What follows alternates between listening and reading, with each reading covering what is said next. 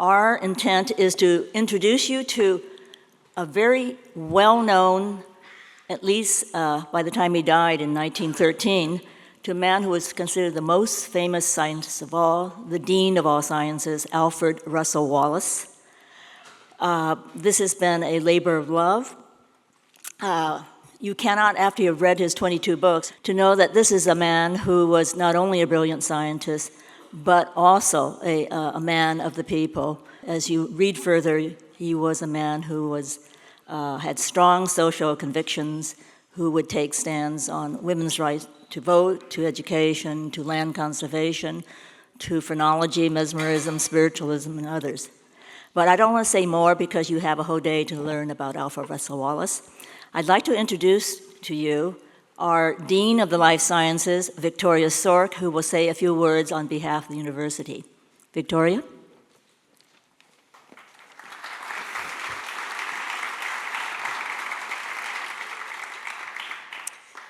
Thank you and good morning. And I would like to welcome all of you to the Alfred Russel Wallace Centennial celebration. As you will hear today, Wallace was a pioneering naturalist who discovered thousands of new species, published numerous books, and uncovered the most important theory in biology, independently of Charles Darwin, evolution by natural selection. Despite these accomplishments, Darwin went on to become a household name, and Wallace perhaps went on to become the person that motivated Darwin to publish his famous theory. The celebration we're doing today is really last in the series. It began in London in January 2013, during which naturalist Sir David Attenborough unveiled the world's first statue of Wallace at the London Museum of Natural History. From there, the celebration moved to Singapore, Borneo, Malaysia, New York, and to universities like Harvard and MIT.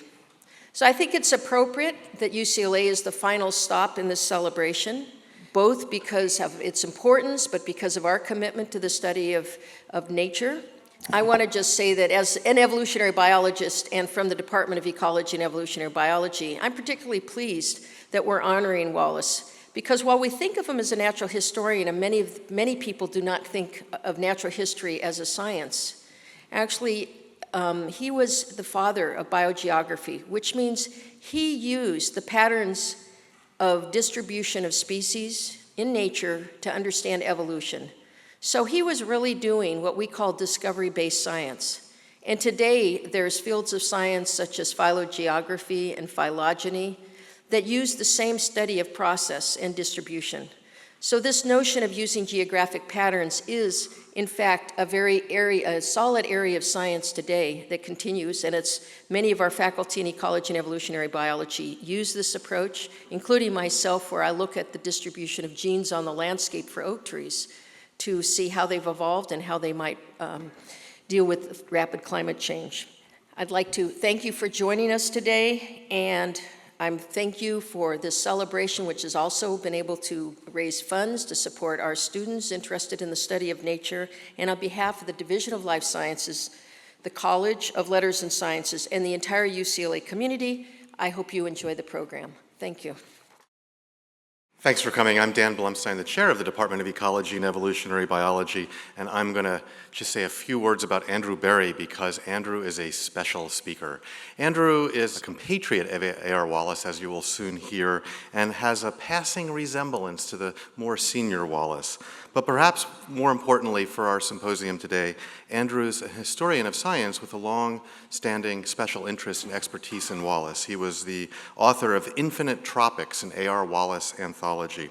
Like Wallace, he's an adventurous scientist and has traveled the world studying speciation in a variety of species. He's also a fantastic storyteller, and what Andrew is going to do today is answer the question, who is Alfred Russel Wallace? Please join me in welcoming our distinguished speaker, Andrew Berry.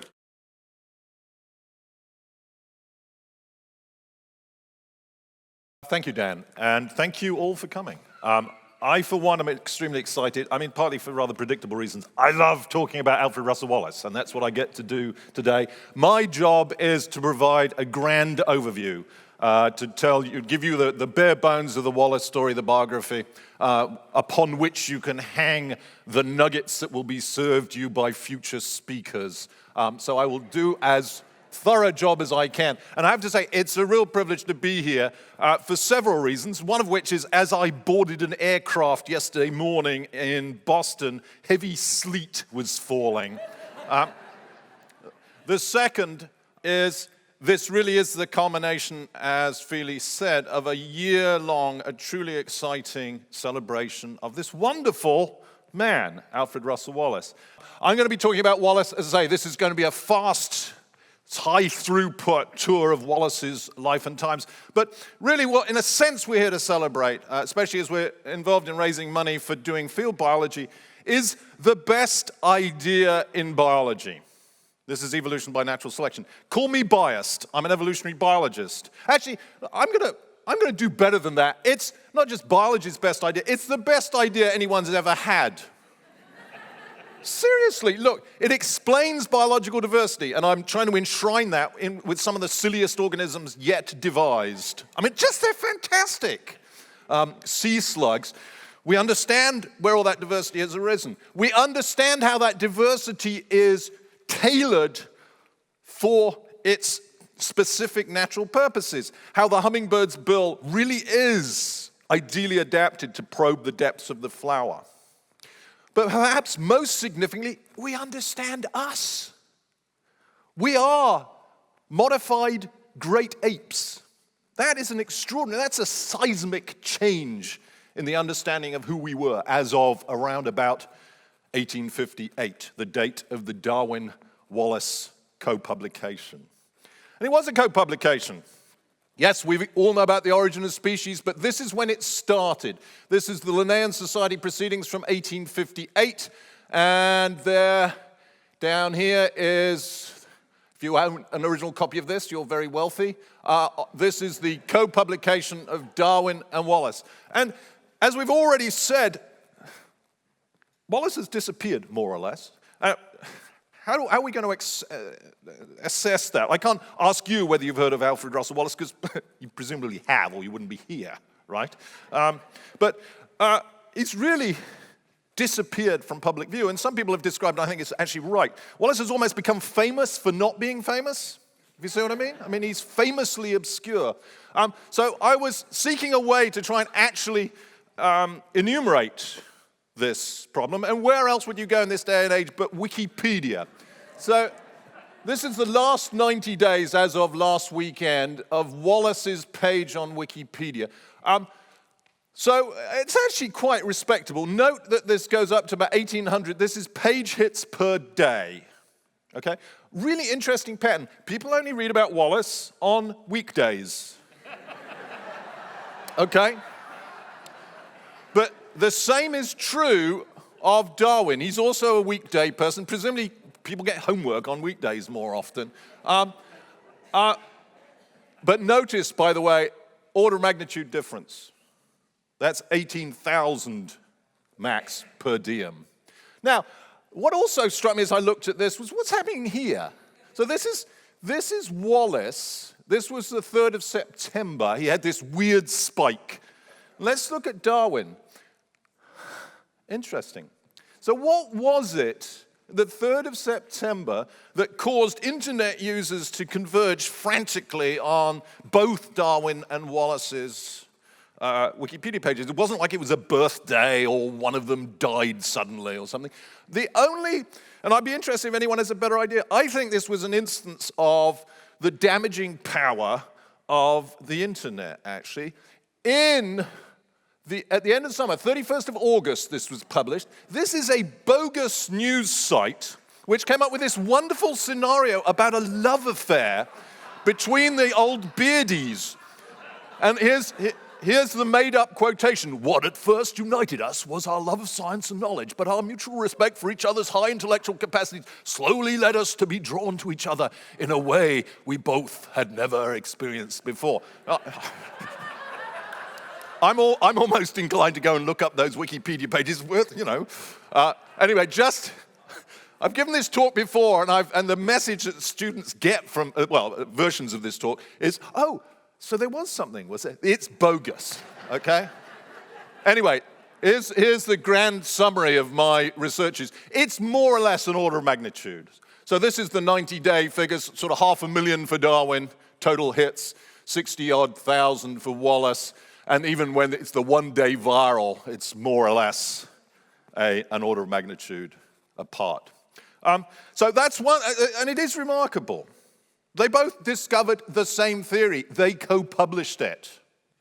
And one of them has risen. And you Google evolution, and there's that lugubrious visage staring out at you. It's Darwin, right? And the other has not disappeared, but has certainly sunk a long way. So my job is, and this is going to be quick and dirty, is really to give you a quick overview of Wallace. So this is the Wallace story. And we will return at the end of the Wallace story.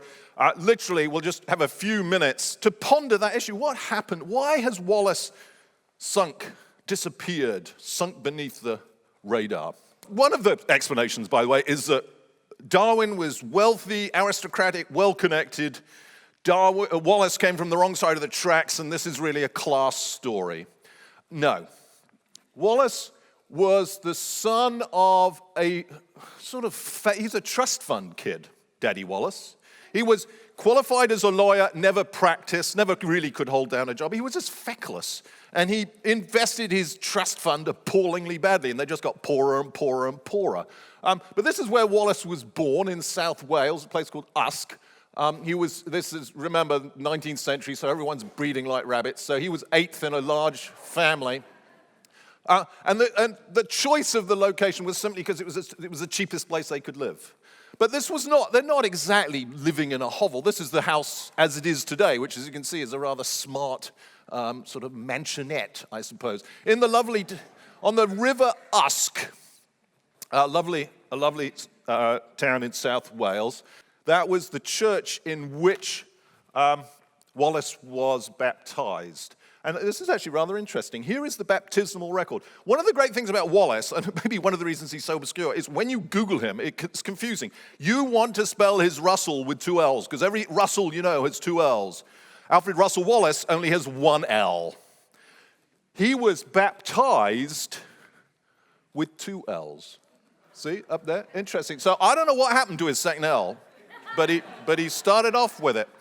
Family was poor. They moved back to England.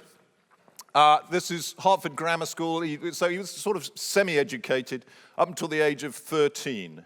Big contrast, of course, with Darwin here. Darwin, who went to an elite private school, went off to become a medical student in Edinburgh, and then went to Cambridge after that.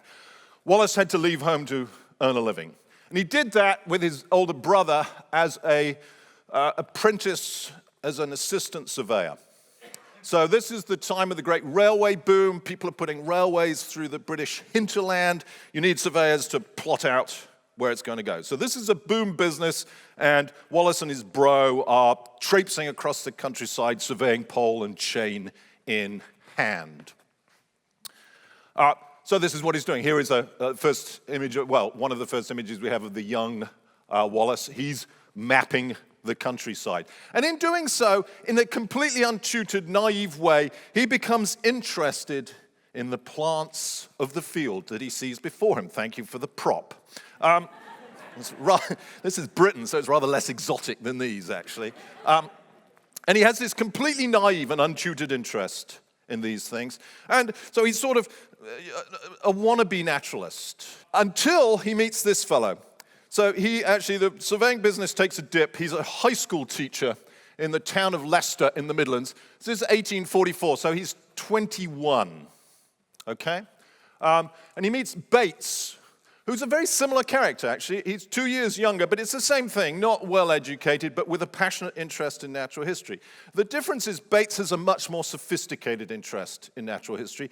Bates has actually already published a scientific paper at this stage on beetles, and Bates converts Wallace to beetles. This is big. Remember, you probably know this, Darwin was a beetle fetishist as well. Darwin spent his undergraduate career combing the fens of Cambridge in pursuit of beetles. Why beetles?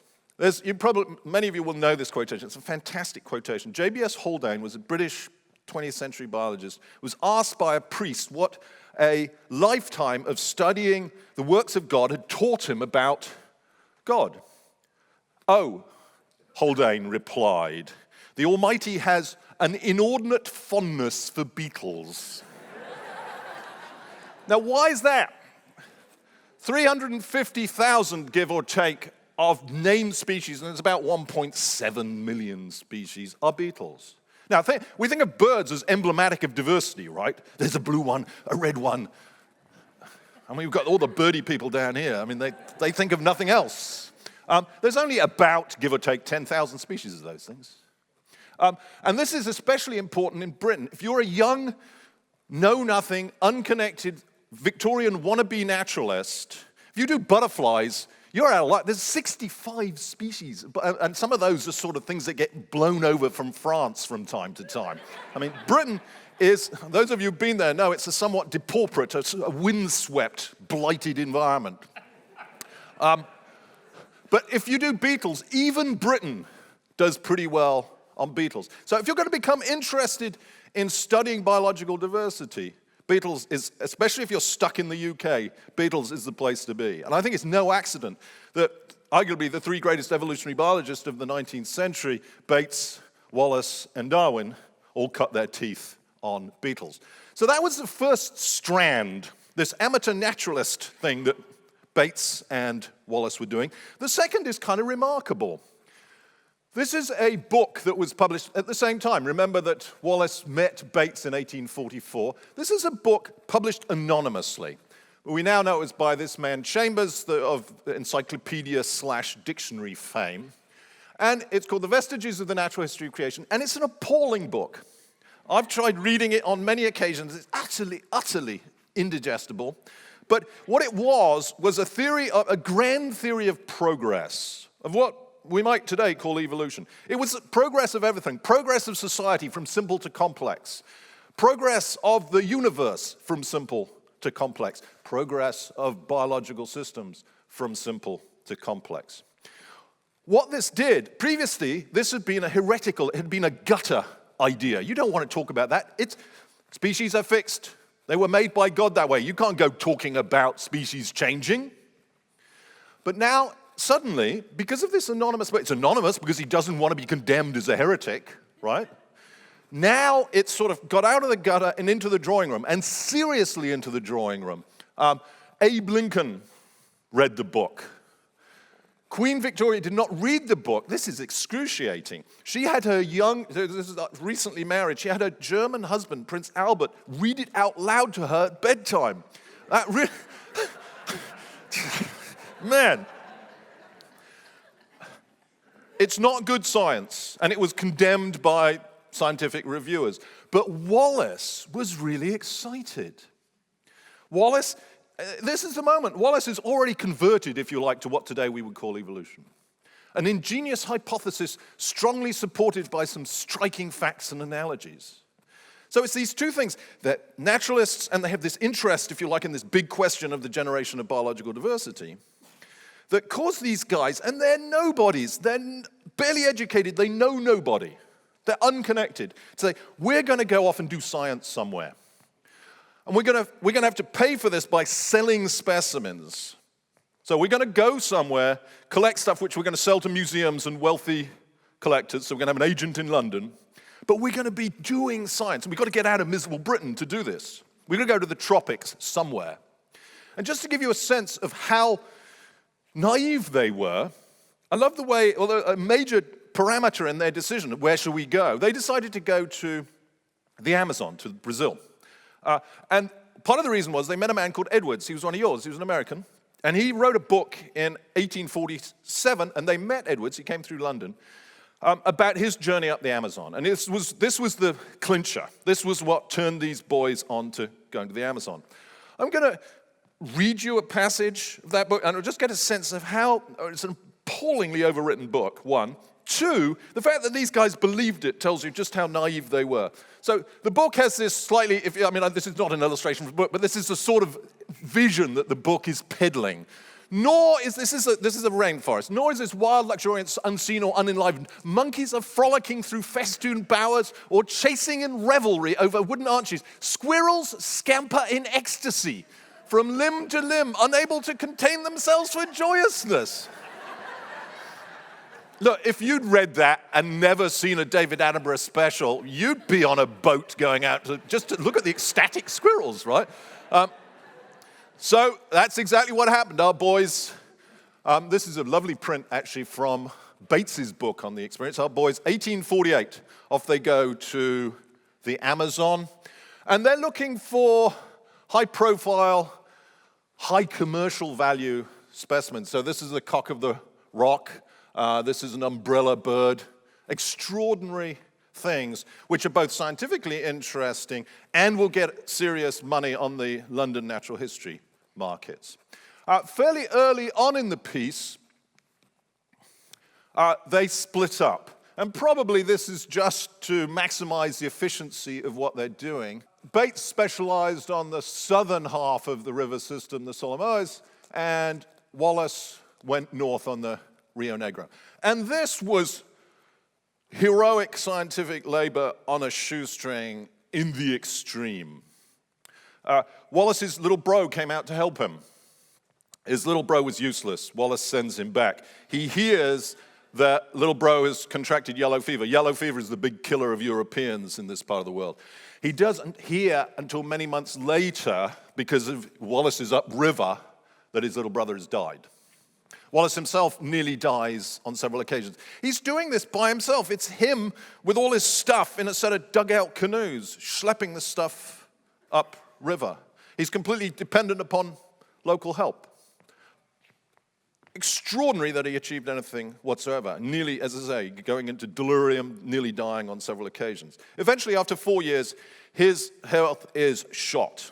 He's going to go home. But he's got all this fantastic stuff. He's gone into uncontacted areas. He's collected God knows how many species that are new to science. And even better, he's going to bring down river with him 30-odd living animals. Now, this is pre-zoo and pre-David Attenborough, pre-National Geographic, okay? Just imagine walking into he's a nobody. Nobody's heard of him. But walking into a London scientific salon with a toucan on your arm. Oh! Right? This is going to be the making of Alfred Russel Wallace. So, 1852, July, set sail in the Helen. Then 3 weeks later, and I love this part of the story, here's the Helen sailing the briny. I love this part of the story. 3 weeks later, Wallace reports there was a knock on the cabin door. This was a freighter. He was the only passenger. He was sharing a cabin with the captain. It was the captain knocking on the door. "Mr. Wallace," he said, "the ship's on fire. I think you should know this." Too bloody right I should know this. The first mistake they make is, I wonder what's happening. It's the hold. So some poorly stowed flammable cargo has caught fire with just the friction of the rolling the boat, we think, retrospectively. They open the hold. Okay, you've just oxygenated the flames. So this thing, and this is a wooden boat which has been out in the tropics for way too long. It's a tinder box. So order to abandon ship. Wallace is in such a hurry and so weakened still from his fevers that as he slides down a rope down the side of the boat into the lifeboats, he rips the skin off his hands. Now, these are clinker hull lifeboats which have been upside down on the surface, on the deck of the boat. So they are utterly dried out, which means they're essentially sieves. So the first thing he has to do is, with those flayed hands, scoop the salt water out of the boats as they sink. Now, fortunately, those timbers are going to expand fairly rapidly as the water takes hold. What to do? This is the most poignant episode in all of the history of science. The weather's fine. They're going to stay there in the hope that this burning pyre will bring in other shipping to rescue them. Okay? So they circle the burning hulk in the lifeboat. And Wallace writes about this. He sees as the animals, these were his passport to the scientific big time, one, but they're also his pets, right? He's nurtured them across a continent, okay? As the animals sprung from their cages go out to the bowsprit. Now, even strong-flying birds, if they're terrestrial birds, when they're presented with infinite ocean, throw in the towel, literally. they walk back into the flames. So he watches these animals, one after another, be incinerated. So just in case you don't know what this looks like, this is what it looks like. And I was going to say, and arguably it gets worse. It doesn't get worse. It can't get a lot worse, really, can it? They weren't rescued for 10 days. So they were adrift in an open boat for 10 days in, literally, it's basically the middle of the Atlantic. Okay, I mean, it really is the middle of the Atlantic. They're just drifting around. But Wallace, I'm proud to say, is British. Okay? And I love this.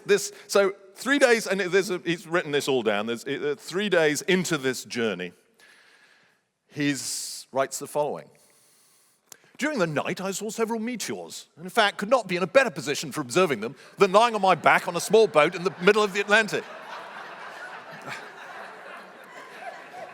Now, folks, that's putting a positive spin on things, isn't it? So he gets home, finally.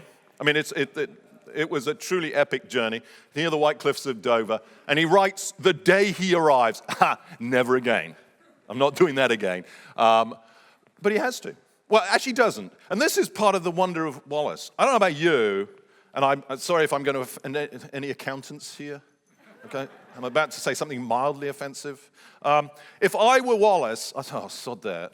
I mean, I love the whole tropical nature thing and the adventure and everything else, but I'm becoming an accountant.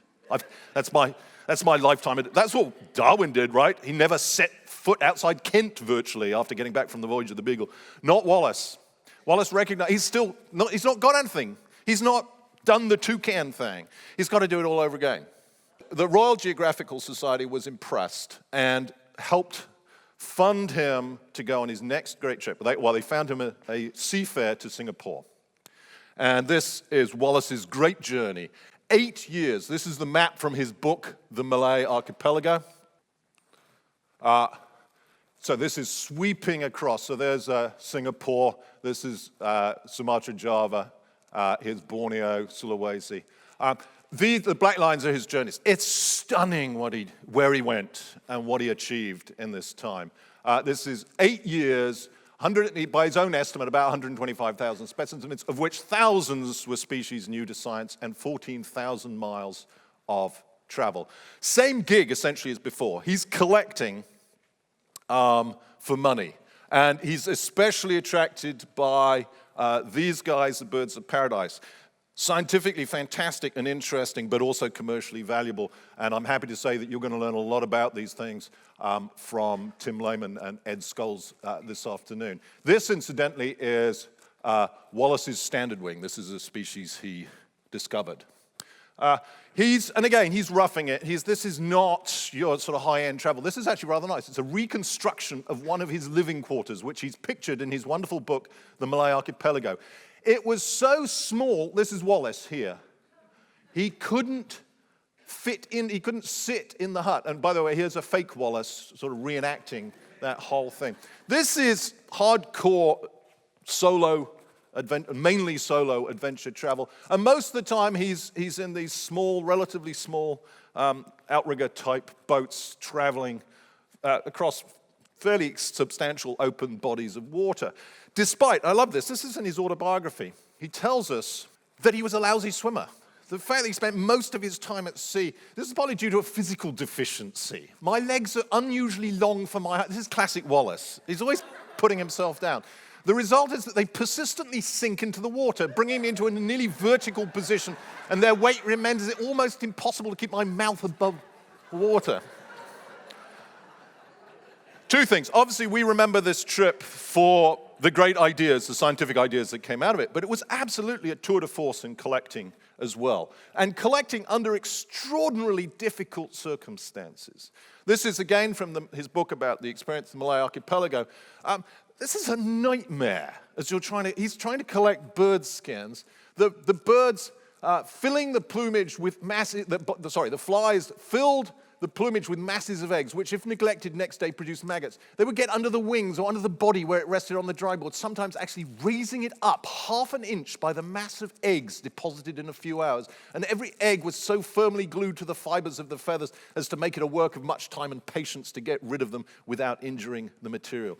The hardship and just challenges he had to deal with were phenomenal. And the things he found and saw were phenomenal. This is a beautiful bird-winged butterfly that he named for his friend, the slightly curious white Raja of Sarawak, James Brooke, in northern Borneo. But just to give you an index of his success as a collector, here's once again the bird of paradise.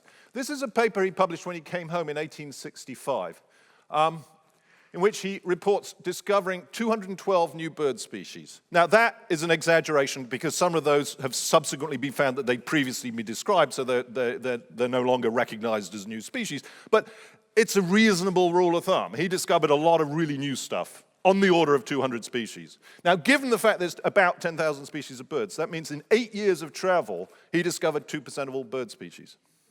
That's amazing. Especially when you think of, these are birds, folks. It's not beetles or nematodes. I mean, we can find new species of nematodes about your person in here, right? But people care and know about birds. So that's really setting the bar high in terms of discovering novelty. So it was collecting nonpareil. But what about the big ideas? Well, Jared will be talking next about one of the big ideas. This is the discovery of the biogeographic disconnect between the Australasian area. So you've got phalangers and cuscus and tree kangaroos around here. Here you've got monkeys, okay? Very different worlds, despite the fact they're rather similar. I mean, look, they're very close to each other. He discovered this when he was crossing from Bali to Lombok right here. Brilliant observations, but Jared will be talking about that in some detail next. The other biggie, of course, is the theory of evolution by natural selection. This came in 2 installments. The first came in 1855. He was here in northern Borneo and Sarawak, lodging at the base of this mountain, Santabong. And he wrote this paper, and it's actually it's a brilliant paper.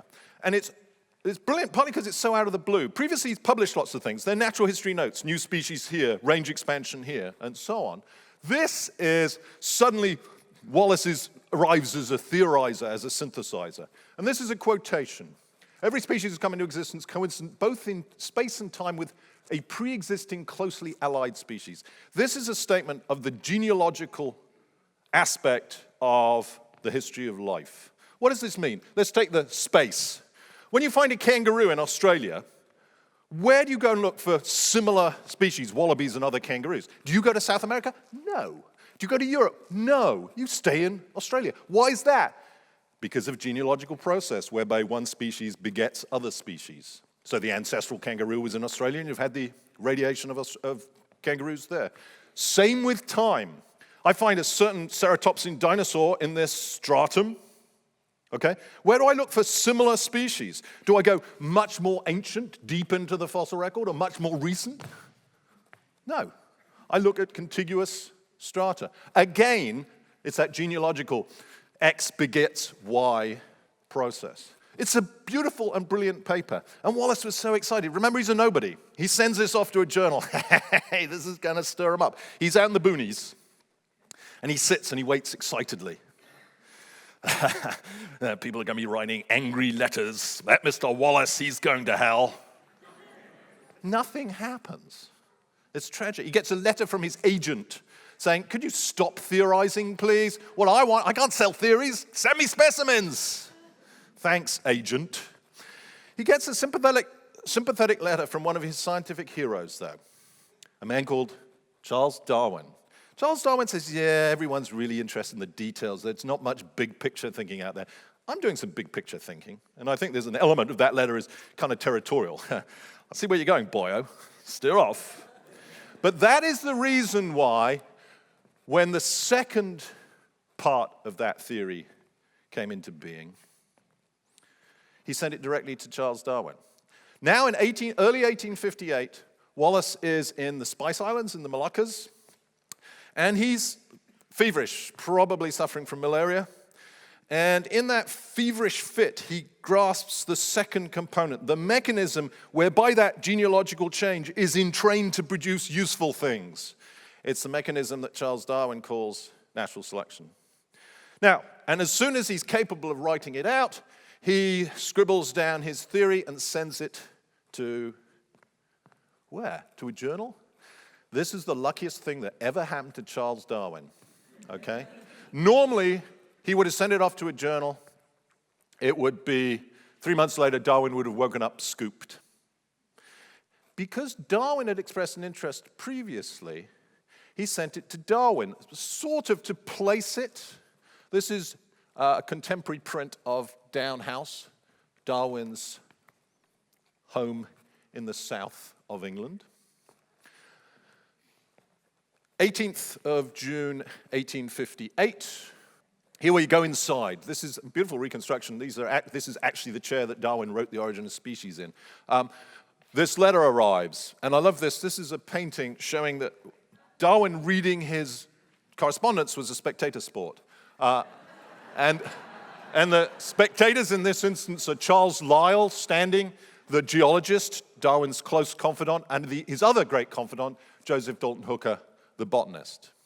So Darwin, who, remember, Darwin got back from the voyage of the Beagle, and within a few years, 6 or 8 years, he's basically got his theory. By 1844, he's written it out. It's pretty much there. 1844, remember? It was partly that book, that Chambers book. All the scientists jumped down Chambers' throat and trashed that book. Darwin, I'm going to make sure I get it right. I'm not going to come out with a half-baked theory. He's in no hurry. He's got money. Okay? So he's going to concretize his ideas. And he's slowly cranking up to publish. And now, ouch, all of my originality, whatever it may amount to, will be smashed. Bad times for Darwin. He was rescued by Lyell and Hooker, who came up with this ingenious arrangement. Just 2 weeks later, the 1st of July, 1858, they read a joint paper to the Linnean Society. This is the sort of premier biological society in London at the time. This is the Linnean Society. So this is it. This is the publication of the theory of evolution by natural selection.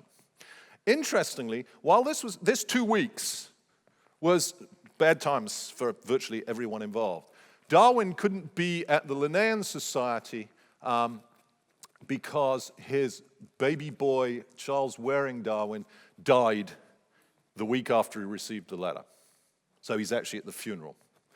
Wallace has finally made it to New Guinea. He's sort of been heading that direction through his travels. This is really his Ultima Thule. He wants to get here. This is a place where very few white people have been and very little collecting's been done, and yet it's the seat of those wonderful birds of paradise and all sorts of other weird and wonderful things. But man, do things go badly. He gets to here. This is modern Manokwari. He called it Dory. He gets sick. I could put nothing solid between my lips, but was obliged to subsist entirely on slops. And one of his men got sick. And then on the 26th of June, again, right in this period, one of his men died. But the theory's out. Darwin's now working hard on the origin of species. Okay, he's going to assert his precedence. How does Wallace feel about this when he finally hears about it? October, he gets a letter saying, you are the co-author of a paper with Mr. Darwin. And by the way, you're the second author. Okay, I don't know about you, but any scientist here, if I were to send a paper, a brilliant idea I've just had to an august senior colleague, just to see what they thought of it or whether they could put it in a good journal or whatever, and then the next thing I hear, I'm co-published with them and I'm second author, I would be irked. Okay? Not Wallace. And this is rather nice, actually. Remember, Wallace is a nobody. This is his becoming a somebody. He's now coupled with the famous Mr. Darwin. Okay? And I love this letter. This was written to his mother when he hears the news. Dear Mummy, Dr. Hooker and Sir Charles Lyell thought so highly of the manuscript, they immediately read it before the Linnean Society. This is a critical thing, this assures me the acquaintance and assistance of these eminent men on my return home. He's made it, okay? But he's in no hurry. That was 1858. He's not going to come back from Southeast Asia until 1862, What's Darwin doing? Darwin is pumping out The Origin of Species. That's published in November 1859. And this is a book in which it's a first-person singular book. This is my theory, I thought this, I did this, I refer to that, and so on. This is Darwin book. Wallace is virtually unmentioned. Does Wallace object? And by the way, we now know from his notes that he was keeping while he was traveling that before he knew what Darwin was doing, that he was going to write his own book about what we call evolution. He was going to write his own Origin of Species, which he nixed when he found out that Darwin was doing. Was there any resentment? No. Mr. Darwin has given the world a new science, and his name should, in my opinion, stand above that of every philosopher of ancient modern times. The force of admiration can no further go. I just think that's a great statement of praise. So he comes back in 1862. He's famous. He's actually wealthy. He's been very successful as a collector. He's about to lose all his money because he's as inept as his father in terms of investing. But he gets busy, stunningly busy. And he's doing lots of science, including, and being Wallace, of course, we've forgotten the science, some of the science he did. This is a nice example. All the biologists here will be very familiar with this idea, which most people associate with the great Ernst Mayr from 1942. It's called the biological species concept. It's what defines what we think a species is, okay? And essentially, it's all about whether or not they can breed successfully, okay? And so you learned this in high school, that Ernst Mayr formalized this in 1942. Alfred Russel Wallace, writing in 1864, describes species as merely those strongly marked races or local forms which, when in contact, do not intermix, and when inhabiting distinct areas are generally believed to have had separate origins and to be incapable of producing fertile offspring. Pretty good, huh? That's the biological species concept. He's really active scientifically. He has a number of run-ins with Darwin. He's not a sort of groveling, deferential slave to Darwin in any sense of the word. Two big things, and Ed Larson and Michael Shermer will be talking about these things in some detail later this morning.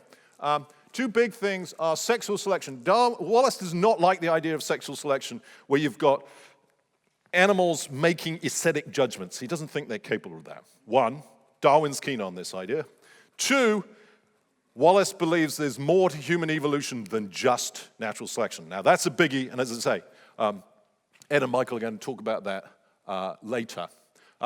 But it's actually a great, read the correspondence, it's a real sort of thrust and parry, counter-thrust, riposte. It's great. They're really going at it with lots of respect. That's a great idea, yes, but. And then you get this lovely letter from Darwin saying, look, there's two things we disagree on. I'm just writing a book about it. So this is The Descent of Man, which is about humans and sexual selection. Fate has ordained that almost every point on which we differ should be crowded into this volume. I'm really sorry, Alfred. I love this. Wallace writes back as follows.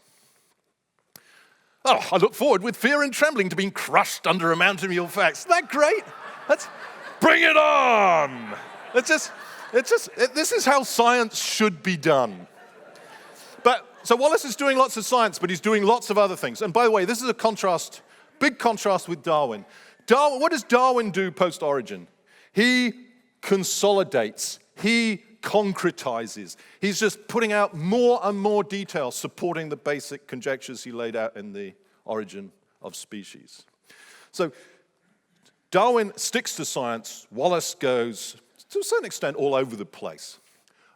For example, he became a spiritualist. And again, Michael Shermer's going to be talking about this later. This is, obviously that's multiple exposures, but apparently, they weren't that Photoshop savvy in those days. So this is the idea that you can connect with distant ancestors through spirit medium. Very respectable at that time. In retrospect, it seems crazy. I mean, retrospect, we're thinking this. But perfectly respectable at the time. He becomes a spiritualist. He gets married. This is his wife. By the way, he wrote this beautiful 2-volume autobiography. This is the most intimate mention of his wife. Married in 1866, he died in 1913. So they were, and that was quite a long association. He refers to her as Mr. Mitten's eldest daughter, and he gets her age wrong. But He also is highly engaged politically and socially. He's a socialist. To allow one child to be born a millionaire and another a pauper is a crime against humanity, and for those who believe in a deity, a crime against God. And he's sort of progressive as well in some regards. As long as I've thought or written at all on politics, I've been in favor of women suffrage. That's not women suffering, the women vote. None of the arguments for or against have any weight with me except the broad one, which may thus be stated: all the human inhabitants of any one country should have equal rights and liberties before the law. Women are human beings, therefore they should have votes as well as men. He's also writing. He wrote this wonderful book, which is his account of his journeys, the Malay Archipelago. His current bibliography runs to over 800 items, of which 20-odd are full books. I mean, he's stunningly productive. He dedicated this, rather lovely, to Charles Darwin. Dedicate this book not only as a token of personal esteem and friendship, but also to express my deep admiration for his genius and his works. And Wallace is a wonderful writer. Darwin was a scribble, scratch, scratch, edit. Wallace was one draft off to the publisher. All right, this is a little plug.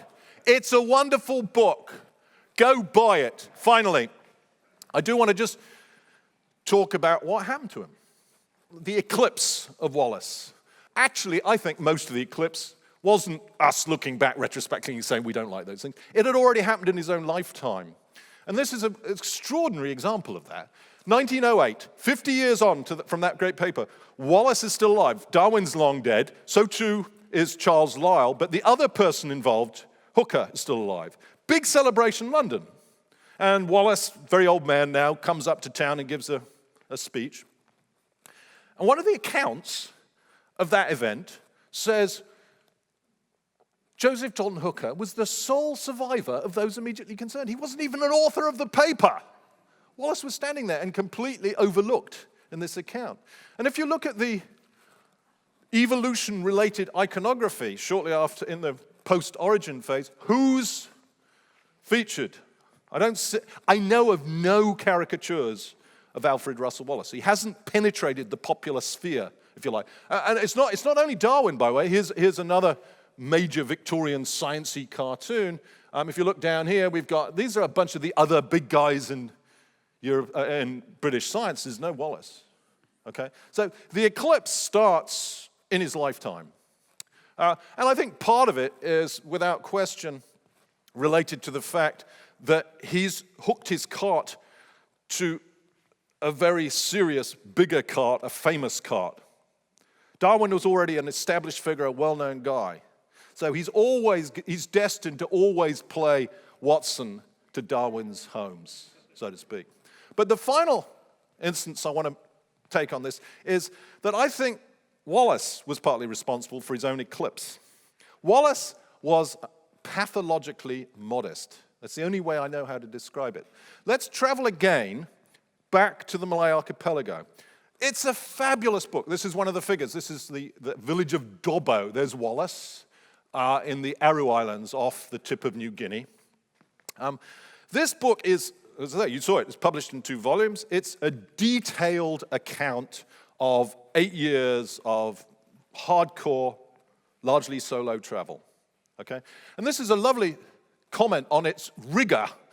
This is one of the reviews published in 1869. This is actually the Atlantic.